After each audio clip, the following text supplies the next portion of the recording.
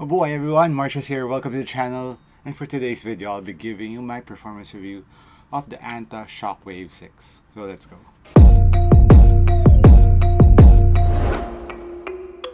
So guys, this is not just a performance review, I'll be also giving you a slight comparison with it with the Kai 1, if you should get the Kai 1 or the SHOCKWAVE 6.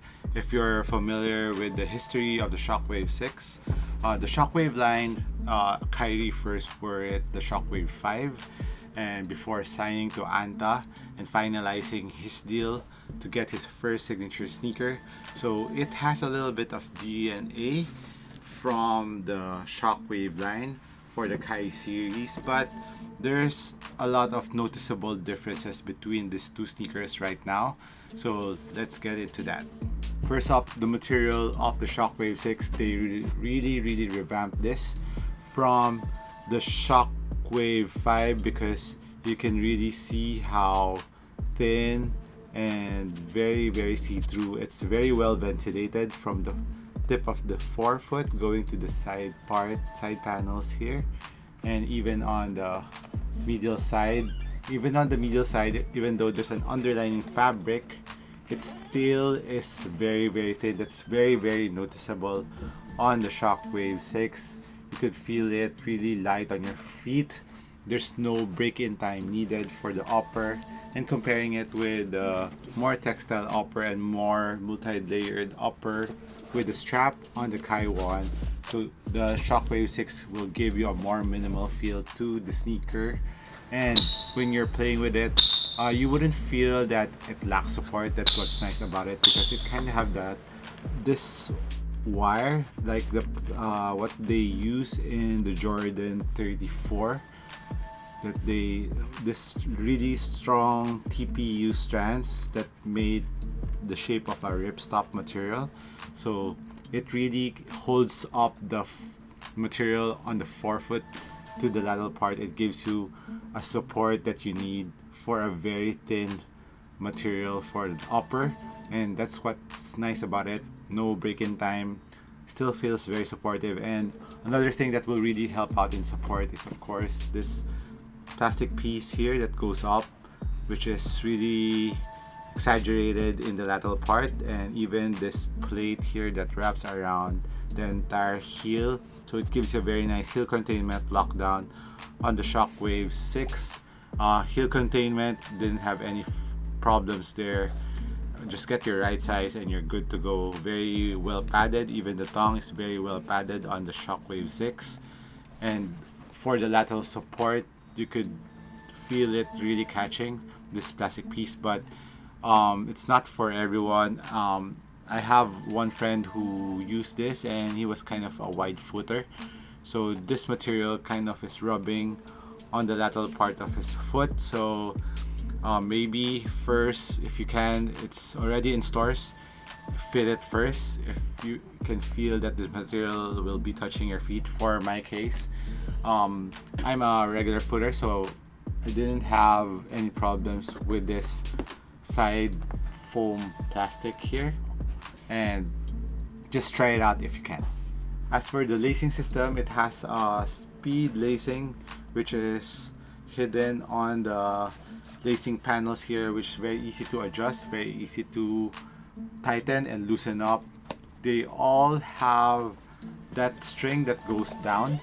You can see it, this laces goes down the string, so you can really adjust the fit of it, and it really holds and hugs your foot really well from the main or the first laces to the last lace loop.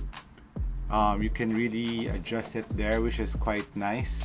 It has the very nice, even on this black part, you can see here, it goes down to the bottom of the footbed, which is nice. So from the forefoot or near your ankle, the lockdown will be very good, and that's what I felt with this one.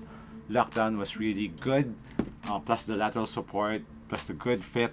It's a very responsive sneaker. If you're into that, if you like a shoe that you won't notice when you're playing with it, you could surely play with the SHOCKWAVE 6 because it's very minimal. It has enough support it will give you. It's very responsive in terms of the upper. And speaking of responsiveness, of course, the cushion plays a big factor to it. And that's one of the major difference between the Kai 1s and the SHOCKWAVE 6. Both have N2 foam from the forefoot to the heel, but the Nitro Edge foam on the SHOCKWAVE 6 is really trimmed down. Even comparing with the SHOCKWAVE 5, it's really minimal, it's really low to the ground, thus giving you excellent responsiveness to the sneaker. But if you're looking for more cushion, this is not for you. I would recommend, if you're just comparing the Kai 1 and the SHOCKWAVE 6, you will have more cushion, especially impact protection on the Kai, because it has more Nitro Edge foam on the heel, even on the forefoot. So you have to take that into consideration. And the Nitro Edge foam is cut in the middle. There's a top-loaded shank to the SHOCKWAVE 6, giving it a very nice springiness and stability to the sneaker. There's a window here, so there's a cutout in the middle, and it's even the cushion's very minimal. It's very lightweight. Let's compare the weight first before I forget. So the weight of the SHOCKWAVE 6, 400 grams, so really lightweight, while the Kai 1, 448, so around 47 grams difference or 50 grams difference between these two. So you would see the weight from the upper, and of course the cushion is a little bit thicker on this one. And if you want, like I said, more minimal, go with the SHOCKWAVE 6. Now let's go on to the traction of the SHOCKWAVE 6. It has this herringbone pattern that looks like a starburst from the tip to the heel, and for the rubber compound, it's not pliable, it's hard. You can use this, hoop this outdoor, but of course take into consideration that the cushion is not too thick. It won't give you that much impact protection when playing on a cement floor, but the traction will hold up outdoors. Indoor use, on a clean court, it grips no problem at all. It even squeaks. But for dust, that's where I kind of have a problem with this. And even on a kind of moist floor, a semi-moist floor, this was slipping because the rubber compound is not moving at all because it's so hard.